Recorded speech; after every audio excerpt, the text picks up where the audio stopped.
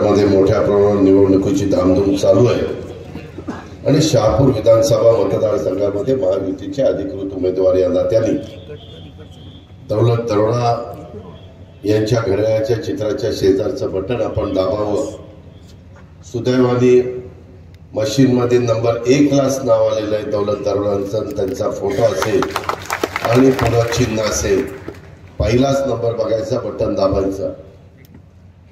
अतिशय महत्वाचं काम आहे, परंतु तुमच्या सगळ्यांचं उद्याचं भवितव्य ठरवणारं काम आहे. क्रांतीवीर भगवान बिरसा मुंडा यांच्या कार्याचं, शौर्याचं, त्यागाचं स्मरण करतो. आद्य क्रांतिकारक राघोजी भांगरे यांना देखील वंदन करतो. शिवशाहू फुले आंबेडकरांच्या विचारधारेने आपला महाराष्ट्र पुढे चाललेला आहे आणि मी देखील राष्ट्रवादी काँग्रेस पक्षामध्ये काम करत असताना शिवशाहू फुले आंबेडकरांचीच विचारधारा पुढे नेण्याचा मनापासून प्रयत्न करतो. आजचा दिवस तसा बघितलं तर एक योग जुळून आलाय. आद्य क्रांतिकारक बिरसा मुंडा यांची आज जयंती. त्यांना मी अभिवादन करतो. राष्ट्रवादी काँग्रेस पक्षाचं एक धडाडीचं नेतृत्व शहापूर विधानसभा मतदारसंघात महायुतीचे लोकप्रिय आमदार सन्माननीय दरोडा यांनी शहापूर ह्या मतदारसंघाच्या विकासासाठी अनेक लोकोपयोगी अशा प्रकारचे उपक्रम त्या ठिकाणी राबवलेले आहेत. ह्या शहापूरच्या परिसरात केलेल्या विकास कामामुळे या भागाचा खऱ्या अर्थाने विकास सुरू झालेला आहे. शहापूर विधानसभा मतदारसंघाला दौलत दरोडांच्या रूपाने धडाडीचा कार्यतत्पर आमदार मिळालेला आहे आणि ह्या मतदारसंघामध्ये आदिवासी विकासासाठी, बांधवांच्यासाठी, प्रगतीसाठी दौलत सातत्याने धडपडत असतो. हे मी स्वतः जवळनं पाहिलेले. त्यांच्या माध्यमातून आदिवासींचं शिक्षण असेल, आरोग्य, रोजगार, पाणी, दळणवळणची व्यवस्था, पैसा भरतीच्या बद्दल पण काही निर्णयाप्रत एकनाथराव शिंदे, देवेंद्रजी, मी, आमचं सरकार त्या ठिकाणी आलेले. माझ्या आदिवासी बांधवांना विकासाच्या मुख्य प्रवाहामध्ये आणण्याचा आमचा सगळ्यांचा मनापासूनचा प्रयत्न आहे आणि म्हणूनच या मतदारसंघामध्ये पिण्याच्या पाण्याचा, सिंचनाच्या पाण्याचा, रोजगाराचा आणि रस्त्यांचा प्रश्न सोडवण्यासाठी दौलतने त्या ठिकाणी प्रयत्न केलेले आहेत. शहापूरकरांच्या सुखदुःखामध्ये तो नेहमीच आपुलकीनं आणि संवेदनशीलपणे सहभाग घेतो. हे देखील आम्ही सगळ्यांनी अनुभवलेलं आहे आणि माझ्या शहापूरकरांच्या आशा, आकांक्षा, अपेक्षांची पूर्तता करण्यासाठी त्यांनी माझ्याकडे पाठपुरावा केला, एकनाथराव शिंदेंच्याकडे पाठपुरावा केला, देवेंद्रजी फडणवीसांच्याकडे पाठपुरावा केला. जे काम कुठल्या मंत्र्याकडे असेल तिथं जायचं, त्याचा पाठपुरावा करायचा आणि त्याला तडीस द्यायचं. अशा प्रकारची त्याची कामाची पद्धत. सामाजिक बांधिलकी जपून केलेली धडपड. माझ्या माहितीप्रमाणे तुम्ही शहापूरची जनता कधी विसरणार नाही. एक कर्तव्य दक्ष, संवेदनशील, कार्यक्षम, अभ्यासू नेतृत्व म्हणून दरोडांनी आपली एक वेगळ्या प्रकारची ओळख ही निर्माण केलेली आहे. मला आठवतं एकदा अतिशय तरुण वयामध्ये इथं शिवसेनेच्या वतीनं तो आमदार झाला होता. नुकतंच त्याचं वय 25 वर्ष झालेलं होतं. आम्ही तर त्यावेळेस बघायचो सभागृहात. त्याला आपण म्हणतो मिश्रूड देखील फुटलं नव्हतं असा प्रकारचा तो त्यावेळेस दिसला. पण एकदम तरुण अशा प्रकारचा हा मुलगा. आणि नंतरच्या काळामध्ये त्यानं मागं वळून बघितलं नाही, सातत्याने काम करत गेला. चढ उतार शहापूरकरांनो अनेकांच्या आयुष्यामध्ये येतात. मी नेहमी महाराष्ट्राला सांगतो की बाबांनो, यश आलं म्हणून हुरळून जायचं नाही आणि अपयश आलं म्हणून खचून पण जायचं नाही. ही काम करत असताना कार्यकर्त्यांची पद्धत असली पाहिजे. आज मी तुमच्या सगळ्यांच्या समोर येत असताना इथं स्वर्गीय दशरथरावजी तिवरे यांच्या आठवण आल्याशिवाय, त्यांचं स्मरण केल्याशिवाय राहत नाही. त्यांना पण मी भावपूर्ण श्रद्धांजली अर्पण करतो. राजकीय जीवनामध्ये सुरुवात केल्यानंतर मला अनेक जिल्ह्यामध्ये अनेक प्रकारचे नेते मंडळी भेटले, कार्यकर्ते भेटले, सहकारी भेटले. परंतु अक्षरशः पक्षाच्या करता अहोरात्र मेहनत घेणारे असे फार क्वचित हाताच्या बोटावर मोजण्याचे सहकारी असतात. त्याच्यामध्ये स्वर्गीय दशरथरावजी तिवरे यांचा फार वरचा क्रमांक लागतो, पण काळाच्या नियतीच्या पुढे तुमचं माझं काही चालत नाही. बोलावून आल्यानंतर प्रत्येकाला जायचंय ही जगाची रीत आहे आणि त्याच्यामुळे ते फार लवकर तसे आपल्याकडे निघून गेले. मी त्यांचा जी काही आठवणी आहे त्या आठवणीला नेहमी लक्षात ठेवीन आणि त्यांचं अधुरं राहिलेलं स्वप्न पूर्ण करण्याच्या करता मी आमचे दौलत आणि बाकीचे सगळे महायुतीचे सहकारी प्रयत्नाची पराकाष्ठा करू अशा प्रकारचा विश्वास मी आपल्याला सगळ्यांना देतो. दौलतच्या विरोधामध्ये देखील जो उमेदवार उभा आहे तोही माझ्या माहितीचा आहे. 14 साली त्याला राष्ट्रवादी काँग्रेस पक्षाकडनं निवडून दिलेलं होतं. 19ला त्यांनी शिवसेनेत प्रवेश केला. तसं माझ्या शहापूरच्या परिसरामध्ये घड्याळ हे मतदारांना जवळचं वाटतं आणि त्याच्यामुळं त्यानं प्रवेश केल्यानंतर काही कारण नव्हतं, पण केला त्याने प्रवेश. मी परत दौलतशी संपर्क साधला.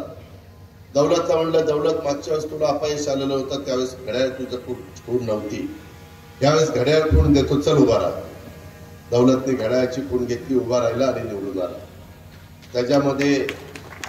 त्याच्यानंतर सातत्याने दौलत एकनाथराव मुख्यमंत्री झाले तरी देखील आपला ठाणे जिल्हा पुढे गेला पाहिजे, आपल्या जिल्ह्यामध्ये कामं झाली पाहिजे. अनेक प्रकारचे कामं ह्या जिल्ह्यामध्ये चालू आहेत.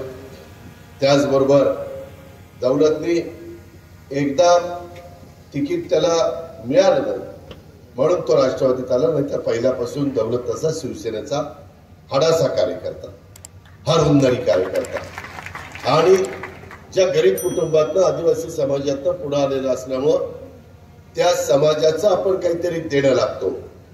परंतु त्या समाजाला देखील देत असताना जो बिगर आदिवासी समाज आहे त्यालाही आपल्याला विसरून चालत नाही.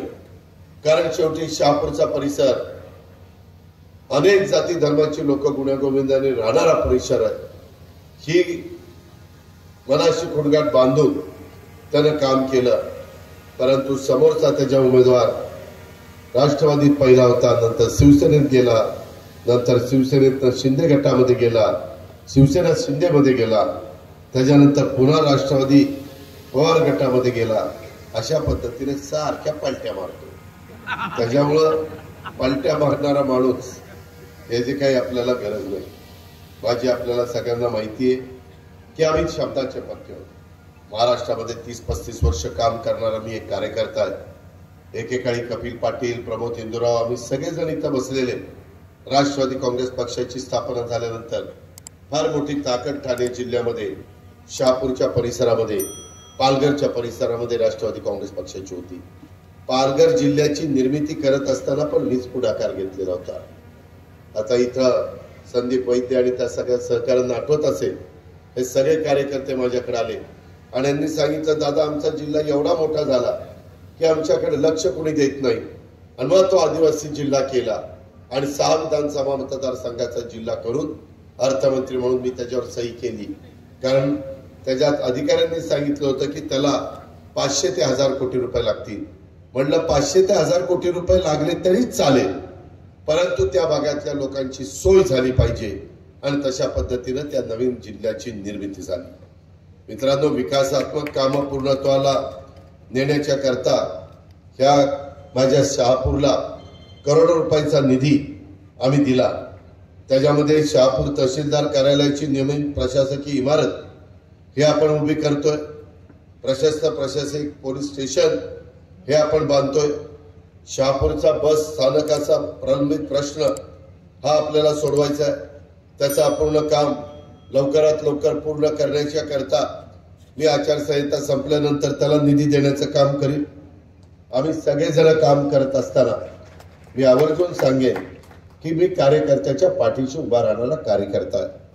त्याच्यामध्ये तिवरे कुटुंबियांच्या पाठीशी सदैव मी आणि माझा पक्ष ठामपणे उभं राहण्याच्या बद्दलची खात्री देखील मी तुम्हाला सगळ्यांना देतो. कारण शेवटी एक परिवार आहे, आपण जीवाभावाची माणसं आणि त्याच्यातून मिळालेल्या पदाचा आणि सत्तेचा वापर हा लोकांचे प्रश्न सोडवण्याच्या करता करायचा असतो आणि त्याच्यामुळेच आज आम्ही एकनाथराव शिंदे, देवेंद्रजी फडणवीस आणि आम्ही महायुतीच्या सरकारच्या माध्यमातून काम करतो। गेले काही वर्ष त्याच्यातनं मोठ्या प्रमाणावर निधी दिला। आम्ही समाजातल्या सर्व घटकाला कसा न्याय देता येईल याबद्दलचा प्रयत्न हा सातत्याने आमचा चाललाय। यावेळेसचा अर्थसंकल्प सादर करत असताना आम्हाला त्याच्या आधी लोकसभेच्या निवडणुका झाल्या, त्याचा फटका आम्हाला बसला। त्याला काही कारण आहे। एक तर कांदा निर्यात बंदी केलेली होती। कांदा उत्पादक शेतकरी माझ्या ठाण्यामध्ये कमी आहे, परंतु नाशिक, पुणे, नगर, सातारा, सोलापूर या भागामध्ये तो शेतकरी मोठ्या प्रमाणावर कांदा पिकवतो। निर्यात बंदी असल्यामुळे भाव पडल्यामुळे शेतकरी नाराज झाला। आता मात्र आम्ही मागे लागून कांदा निर्यात बंदी उठवली। आता कांद्याला पण भाव शेतकऱ्यांना चांगले बघायला मिळतात, त्यांच्या हातामध्ये येत आहे। त्याच पद्धतीनं आमच्या घटनेचे शिल्पकार डॉक्टर बाबासाहेब आंबेडकरांचं संविधान हे सरकार आल्यानंतर बदलणार। कुणाच्या डोक्यात कल्पना आली मला माहित नाही, पण प्रचार सुरू केला। मी म्हणणार असं कसं नाही म्हणले, भाजप म्हणते अब की बार 400 पार। कशाला 400 पार पाहिजे? सरकार बनवायला तर 275 लागतात। जसं महाराष्ट्राचं सरकार बनवायला 146 ते 150 आमदार सफिशियंट आहे। जास्त आले तर आणखी चांगलं, पण यामध्ये आपल्याला आम्ही ज्या पद्धतीने एकनाथरावजी, देवेंद्रजी, आम्ही ही भूमिका महायुतीची घेतली, आमच्या भाजप, शिवसेना, राष्ट्रवादी आणि आरपीआय या सगळ्या घटक पक्षांनी घेतली, त्यामध्ये आमची हीच भूमिका आहे की आपण 250च्या पुढे जागा आणायच्या आणि मजबूत आणि स्थिर सरकार, स्टेबल सरकार की ज्याच्यातनं ह्या राज्याचा मोठ्या प्रमाणावर विकास झाला पाहिजे। केंद्राचा मोठ्या प्रमाणावर निधी हा तुमच्या माझ्या महाराष्ट्राला मिळाला पाहिजे। त्याच्यातनं वाढवण बंदर जे आपल्या पालघरचं आहे, 5 लाख कोटी रुपये त्याला पहिल्या कॅबिनेटला दिले। 5 लाख कोटी।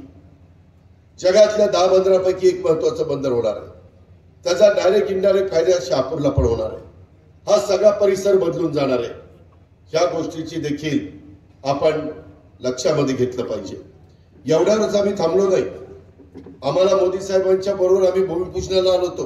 मला वाटतं कपिल पाटील साहेब तुम्ही पण त्या ठिकाणी होता, एकनाथराव होते, देवेंद्रजी होते, आम्ही सगळे होतो।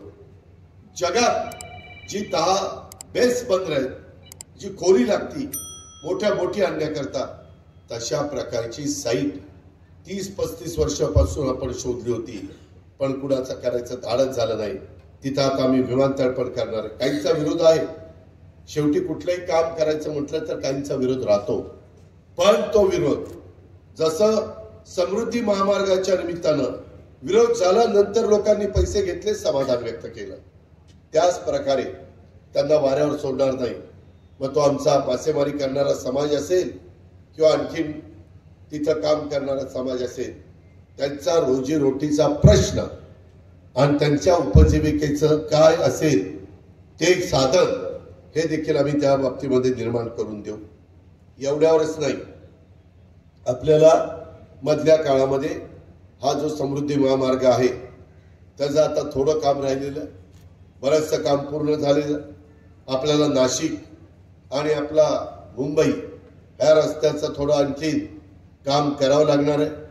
वंदे भारत ट्रेन आपल्या नाशिक पासून आपल्या मुंबईला येथे जाते, त्याच्यामध्ये बुलेट ट्रेनचं काम चाललेलं आहे, मेट्रोची कामं चाललेली आहे, त्याच्या संदर्भामध्ये अनेक ठिकाणी एअरपोर्टची कामं चाललेली आहे, टर्मिनलची कामं चाललेली आहे।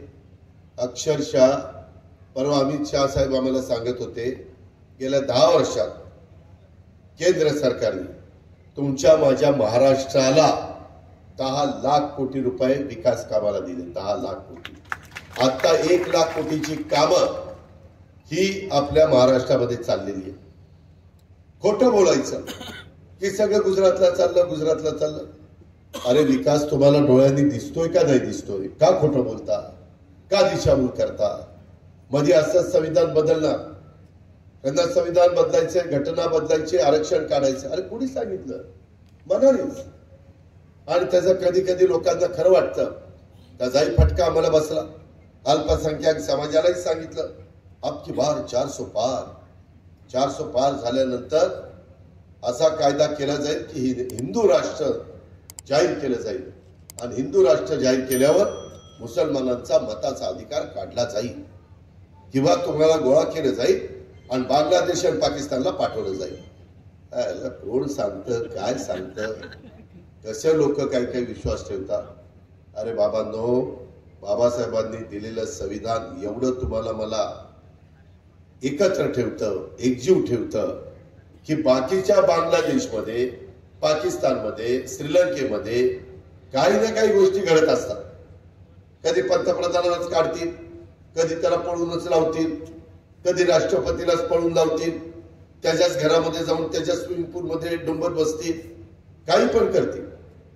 ते आपल्या भारतात होत नाही. कारण भारताची घटना आणि संविधान इतकं परफेक्ट भारतरत्न डॉक्टर बाबासाहेब आंबेडकरांनी केलं की त्याच्यामध्ये लोकशाहीला महत्व आहे, डेमोक्रेसीला महत्व आहे, तुमच्या प्रत्येकाच्या मताला महत्व आहे. कुणी श्रीमंत असेल, टाटा, बिर्ला, अडाणी, अंबानी, श्रीमंत असाल तुम्ही, तुमच्याकडचे मत तुम्हाला एक आणि शहापूरच्या तो शेवटच्या कोपऱ्यात बसलेला माणूस आहे त्यालाही एकच आणि त्या माझ्या बहिणीला एकच. एवढी ताकद तुमच्या सगळ्यांच्या मतामध्ये निर्माण करण्याचं काम हे बाबासाहेबांनी केलेलं आहे. हे आपल्याला कदापि विसरता येणार नाही. पण तरी काहीतरी फेक नरेटिव्ह सेट करायचा आणि मग लोक कधी कधी त्याला फसतात, त्या बाजूने जातात. आता मात्र तसं करू नका. आज देखील कालच देशाचे पंतप्रधानांनी शेवटची सभा मुंबईमध्ये केली आणि ते दिल्लीला गेलेले. त्यांनी सांगितलं काही काळजी करू नका. जसं चंद्राबाबूला झुकता माप मिळालं आंध्र प्रदेशमध्ये, जसं बिहारमध्ये नितीश कुमारला मिळालं, तसं उन्ही दौलत दरोडाला निवडून द्या. पुन्हा महायुतीचं सरकार आणणार. आम्ही केंद्राचा लाखो कोटी रुपयाचा निधी आणल्याशिवाय गप्पा बसणार नाही. ही गोष्ट ध्यानात ठेवा. एवढ्यावर नाही, इथं काही माझ्या माय माऊली बसल्यात. मला जो अर्थसंकल्प सादर करण्याची संधी मिळाली शहापूरकरांनो, त्यावेळेस मी विचार करत होतो 6.5 लाख कोटीचं बजेट, त्याच्यात 3-3.5 लाख रुपये पगाराला, पेन्शनला आणि तुमच्या घेतलेल्या कर्जाच्या व्याजाला जातात. बाकीचे 3-4 लाख कोटी रुपये डेव्हलपमेंटला आपण खर्च करतो. मी या अधिकाऱ्यांना म्हणलं की मला महिलांना पण द्यायचंय, मला गरीबाच्या मुलींना पण मदत करायची. गरीब महिलांना, सगळ्या जाती धर्माच्या, गरीब मुलींना, सगळ्या गरिबांच्या ज्या मुली सवलतीमध्ये बसत नाहीत त्या सगळ्यांना, मला माझ्या बांधवांच्या करता वीज माफी द्यायची, शेती पंपाला, त्याच्यात 44 लाख सगळे शेतकरी बसले पाहिजे. त्याच्यामध्ये माझा शेतकरी दूध त्या ठिकाणी व्यवसाय करतो दुधाचा, त्याला परवडत नाही, त्याला 28 रुपये अधिक 7 रुपये 35 रुपये मिळाले पाहिजे, तेही आम्ही केलं. तरुण तरुणींचा करता स्टायपन, प्रशिक्षण द्यायचं. 12वी वाल्याला 6,000 रुपये, 6 महिने प्रशिक्षण घे, महिना 6,000 रुपये घे. डिप्लोमा वाल्याला 8,000 रुपये महिना प्रशिक्षण 6 महिन्याचं घे. ग्रॅज्युएट वाल्याला 10,000 रुपये महिना 6 महिन्याचं प्रशिक्षण घे. म्हणजे इकडं 36,000 रुपये, दुसऱ्याच्या करता 68-48 जवळपास 50,000 रुपये आणि तिसऱ्याच्या करता 60,000 रुपये. हे त्यांनी प्रशिक्षण घ्यावं. त्या मुला मुलींनी तो अनुभव घेतल्यानंतर त्याला उद्याच्याला JSW कारखाना आहे, ती फॅक्टरीमध्ये कुणाला काम पाहिजे असेल, ते कामाचा अनुभव तुम्ही 6 महिन्याचा घेऊन सरकारने तुम्हाला सर्टिफिकेट दिला असेल तर तो मुलगा किंवा ती मुलगी तिथं कामाला लागेल. बेरोजगारीचा प्रश्न कमी होईल. आम्ही पर्यटनाला चालना देतो. पर्यटनाच्या निमित्तानं देखील आपण त्याच्यातनं खूप काही रोजगार निर्माण करू शकतो. ह्याही गोष्टी आपण त्या ठिकाणी लक्षामध्ये ठेवल्या पाहिजे. एकंदरीतच मला आपल्याला सगळ्यांना सांगायचं आहे, आम्ही आमच्या दौलत दरोडा, आमच्या सहकार्यांनी प्रत्येक राष्ट्रवादी काँग्रेस पक्ष लढवत असणाऱ्या तालुक्याचा जाहीरनामा तयार केला. बाबा 5 वर्षात आम्ही हे केलं आणि 5 वर्षात आम्ही हे करणार. हे जाहीरनाम्याच्या रूपाने आम्ही त्या ठिकाणी दिलं। इथं स्वतः त्या ठिकाणी दौलतचा फोटो आहे, 1 नंबरला दौलतचं नाव आहे आणि त्या बाबतीमध्ये शहापूरचा चेहरा कशा पद्धतीने आपण बदलण्याचा प्रयत्न करतोय आणि 5 वर्षात शहापूर विधानसभा क्षेत्र प्रगतीच्या नव्या शिखरावर नेण्याकरता आमचा दौलत दरोडा आणि आमचे सगळे सहकारी काय करू पाहतायत हे देखील ह्याच्यामध्ये सांगितलं। आमच्या मतदारसंघामध्ये तहसील कार्यालय, पोलीस स्टेशन, अभिलेख कार्यालय, अग्निशमन केंद्र या एका छताखाली, ज्याला सेंट्रल बिल्डिंग आपण म्हणतो, प्रशासकीय बिल्डिंग, अशा प्रकारचं भवन आम्ही उभं करणार आहोत। हा आमचा वादा आहे। त्याच्यामध्ये पर्यटनाला चालना देण्यासाठी माहुली किल्ल्यापर्यंत पर्यटकांच्या सोयीसाठी रोपवे, केबल कार प्रणाली याचं बांधकाम करण्याचा आमचा वादा आहे। शहापूर तालुक्यातील माहुली हा किल्ला, आजोबागड, जांभे धरण,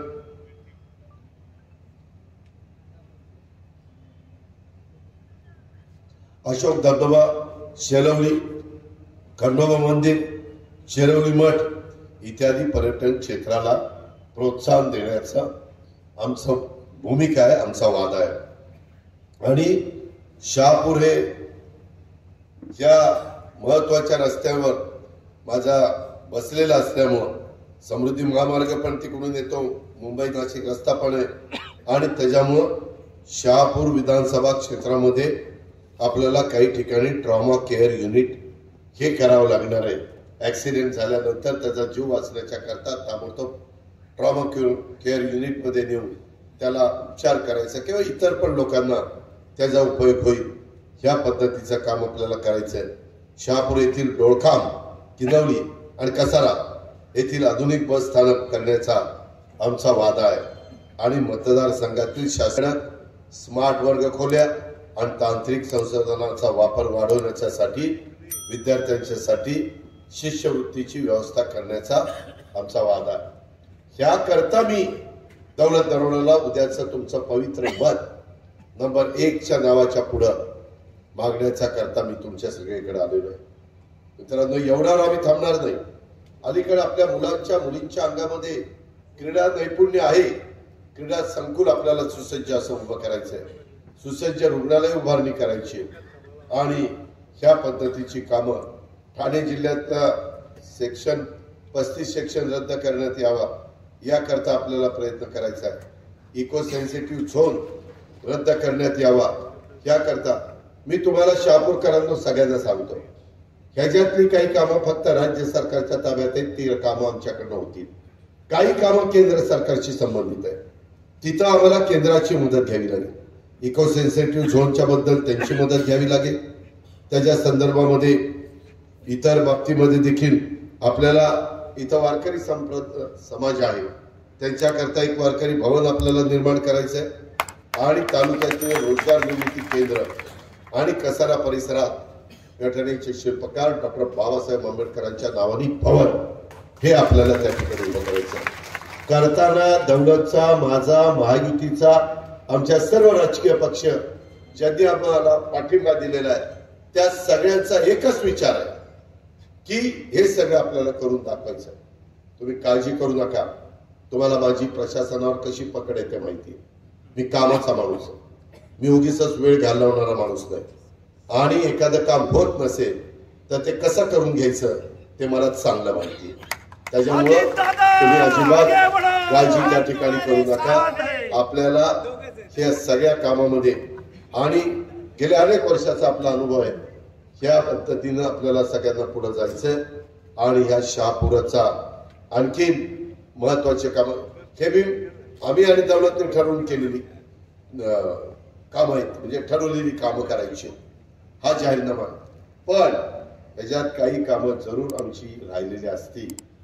मी तुम्हाला सगळ्यांना सांगेन की तुम्ही एखादं महत्वाचं काम ह्याच्यात चुकून राहून गेलं असेल तर लक्षात आणून द्या, त्या कामाचा पण अंतर्भाव केला जाईल। तेही काम तुमचं चोखपणे करून देण्याची जबाबदारी महायुती सरकारची राहील। पण ह्या सगळ्या योजना माझ्या भावांना दिलेलं दुधाची दरवाढ, भावांना दिलेली कांदा निर्यात बंदी उठवलेली ते काम, माझ्या भावांना दिलेलं 3, 5, 7.5 इलेक्ट्रिक पंप मोटार ह्याचं वीज बिल माफ, माझ्या बहिणींना दिलेला जे काही सबल करण्याच्या करता 1,500 रुपये महिन्याला आम्ही देतो ते, मुलींच्या शिक्षणाच्या करता दिलेल्या ती योजना आणि माझ्या 3 गॅस सिलेंडरची महिलांच्या करता दिलेली योजना, ह्या सगळ्या योजना पुढे आपल्याला चालू करायच्या ठेवायच्या आहे. त्या चालू ठेवण्याच्या करता ते तुमच्या हातात आहे. आम्ही महायुतीनं सांगितलंय आमचं सरकार आणा, या योजना पुढे 5 वर्ष चालू राहतील, पुढे बंद करणार नाही. हा अजितदादाचा वादा आहे. एकनाथराव देवेंद्रजींनी मी ठरवलेलं आहे, तुम्ही काय काळजी करू नका. फक्त उद्याच्या 20 तारखेला मतदान केंद्रावर गेल्यानंतर कुठलाही विचार न करता 1 नंबरचं नाव श्री दौलत भिका दरोडा, त्याच्या नावाच्या पुढे घड्याळ आणि घड्याळाचं चिन्ह दाबा. दौलत त्या ठिकाणी निवडून येईल. महायुती सरकार निवडून येण्याच्या करता एक आमदार हा महत्वाचा आहे. वाजपेयी साहेबांना आता आम्ही अभिवादन केलं. वाजपेयी साहेबांचं सरकार एका मताने पडलं होतं नव्हतं. एक लोकसभेला खासदार कमी पडला, वाजपेयी साहेबांचं सरकार गेलं. कितीतरी ग्रामपंचायतीमध्ये 7-8 झालं किंवा 7-6 झालं तरी देखील आपण बघतो 6-5 झालं तरी एका माणसामुळं ते पंचायत समिती जाते किंवा ग्रामपंचायत जाते. म्हणून मी पोटतिडकीनं तुम्हाला सांगतो की या गोष्टी आपल्याला केल्याशिवाय गत्यंतर नाही. तेच सांगण्याच्या करता मी तुमच्याकडे आलेलो आहे. विरोधक काही पण आरोप करतील, त्या आरोपामध्ये काही तथ्य नाही. अशा पद्धतीनं आरोप करून माझ्या शहापूरकरांचा रोजीरोटीचा प्रश्न सुटू शकत नाही. इथला विकास आपण साधू शकत नाही. मगाशी कपिलजींनी बोलत असताना भातसाच्या संदर्भातल्या डाव्या कालव्याचं काम हे पूर्णत्वाला त्या ठिकाणी जाऊ शकत नाही. समृद्धी महामार्गामुळे जे नुकसान झालेले आहे त्याची नुकसान भरपाई अजून काही जणांची राहिली असे काही जणांचं म्हणणं आहे, ते आपल्याला करता येऊ शकत नाही. त्याच्याकरता आपल्याला सरकार आणायचं आहे, त्याच्याकरता आपल्याला दौलतला निवडून द्यायचं आहे. ह्या पण बाबी आपण सगळ्यांनी या निमित्तानं ध्यानामध्ये ठेवाव्यात. अशा प्रकारची आग्रहाची, नम्रतेची, कळकळीची विनंती मी आपल्या सर्व सहकाऱ्यांना या सभेच्या निमित्तानं करतो. एकंदरीतच निसर्गाचं संवर्धन करणारा हा आदिवासी बांधव आहे. पर्यावरणपूरक विकासाला प्राधान्य देणारा हा माझा आदिवासी बांधव आहे. आदिवासींच्यासाठी यावेळेस मी अर्थसंकल्पामध्ये भरीव अशा प्रकारची तरतूद केलेली होती. आदिवासी कला दालन हे आता आम्ही काढायचा निर्णय घेतलेला आहे. वाडे, पाडे, तांडे, वस्त्या, जोडरस्ते याकरता मी भगवान बिरसा मुंडा जोडरस्ते योजनेच्यासाठी 1,400 कोटी रुपयाची तरतूद केलेली आहे. संत सेवालाल महाराज जोड रस्ता योजना तसेच यशवंतराव होळकर जोड रस्त्याच्या योजनेची अंमलबजावणी ही आपण त्या बाबतीमध्ये सुरू केलेली आहे. आणि म्हणून माझी तुम्हाला सगळ्यांना विनंती आहे की एक जरा महत्वाचा प्रश्न आहे, तो म्हणजे पेसाचा. राज्यातील पेसा क्षेत्रातल्या विविध शासकीय विभागातल्या पदांची भरती प्रक्रिया गेल्या काही महिन्यापासून अडकलेली आहे. त्यामुळे अनेक सुशिक्षित तरुण तरुणींना याचा फटका बसतोय. ते नाराज आहेत. त्यांना वाटतं की आम्ही शिकलोय, सवरलोय, आम्हाला काच नोकरी मिळत नाही. पेसा क्षेत्रातले बिगर आदिवासी बांधवांनी काहींनी सुप्रीम कोर्टामध्ये धाव घेतलेली आहे. त्याच्यामुळे हा प्रश्न निर्माण झालेला.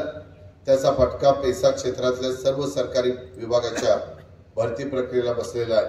सरकारी कार्यालयात तसेच शिक्षण संस्थांमध्ये भरती न झाल्यामुळे त्याचा परिणाम हा माझ्या सामान्य जनतेच्या रोजच्या कामासह कामांना तोचा फटका बसतोय.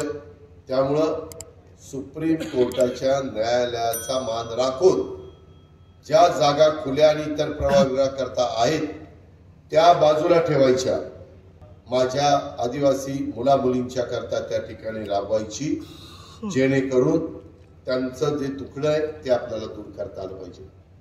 मागे यांनी सगळ्यांनी आंदोलन केलं होतं. मित्रांनो, शेवटी आपल्या समाजाच्या करता आंदोलन करावी लागतात. त्याच्यातनं लक्ष वेधण्याच्या करता करावी लागतात आणि त्या पद्धतीचं काम झालंय. मी आपल्याला आणखीन एक जाता जाता सांगतो, बाबांनो, मी ज्यावेळेस शिवशाहू फुले आंबेडकरांचं नाव घेतो त्यावेळेस मी यावेळेस सोशल इंजिनिअरिंग ते कसं मला ठेवता येईल, कसं मला उमेदवार देता येईल, अशा प्रकारचा प्रयत्न हा मला केलेला आहे. तुम्ही म्हणाल कसा? मला ज्या जागा आल्या त्याच्यामध्ये 12.5% जागा मी आदिवासी समाजाला दिली. 12.5%. त्याच्यामध्ये 60 जागा मी लढतोय, 7 जागा माझ्या आदिवासी समाजाच्या करता. तुम्ही म्हणाल कोणत्या? बाबा आत्राम 1, नितीन पवार 2, नरहरी झिरवाळ, डॉक्टर लहामटे 5, त्याच्या संदर्भातलं हिरामण खोसकर 6 आणि एक कोणतरी राहिले, असे 7 ते आहेत.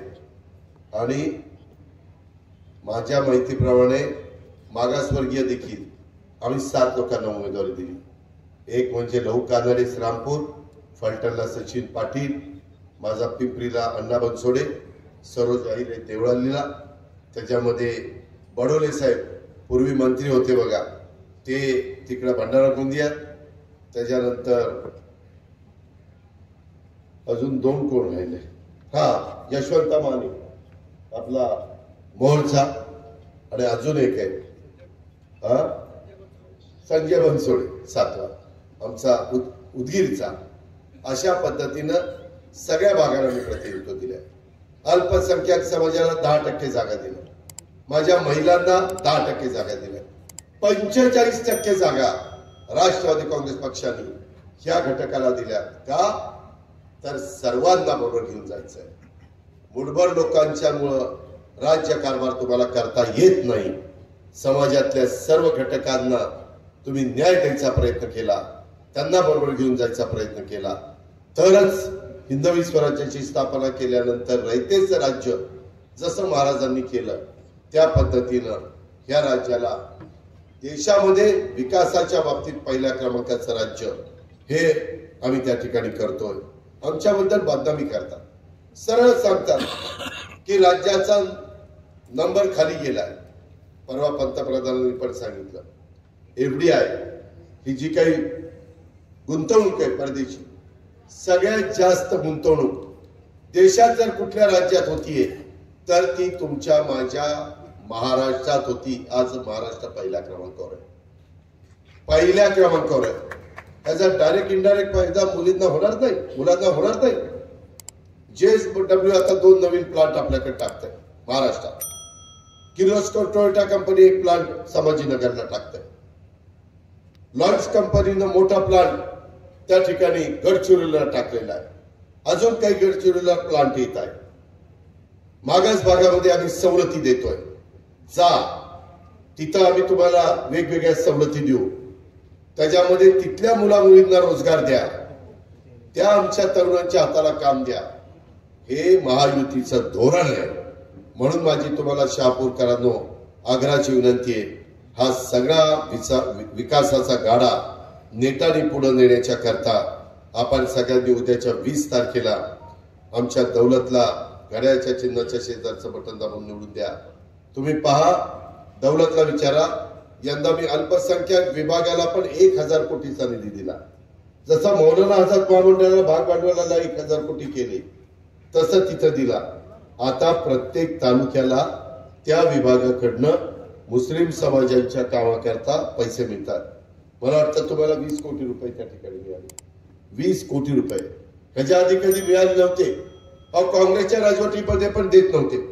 काँग्रेसने नेहमी अल्पसंख्याकांची मतं घेतली, पण वापरून घेतलं, पण त्यांना जो न्याय द्यायला पाहिजे होता तो न्याय दिला नाही. माझी तुम्हाला विनंती आहे की आम्ही एकनाथराव देवेंद्रजी हे सगळे करून दाखवलंय, हे झालंय, ह्याची अंमलबजावणी झाली, तेव्हा आम्ही तुम्हाला सांगण्याच्या करता आलोय. आम्ही कधीही दुजाभाव करणार नाही, ही पण बाब शहापूरकरांनी या सभेच्या निमित्तानं ध्यानामध्ये घ्यावी. आणि म्हणून माझी विनंती आहे, राहिलेल्या दिवसामध्ये अजून काही वेगवेगळ्या पद्धतीनं विरोधक येऊन दिशाभूल करण्याचा प्रयत्न करतील. शहापूरकरांनो, आपण अजिबात त्या गोष्टीला बळी पडू नका. तुमचं गेले अनेक वर्षाची परंपरा आहे, पद्धत आहे.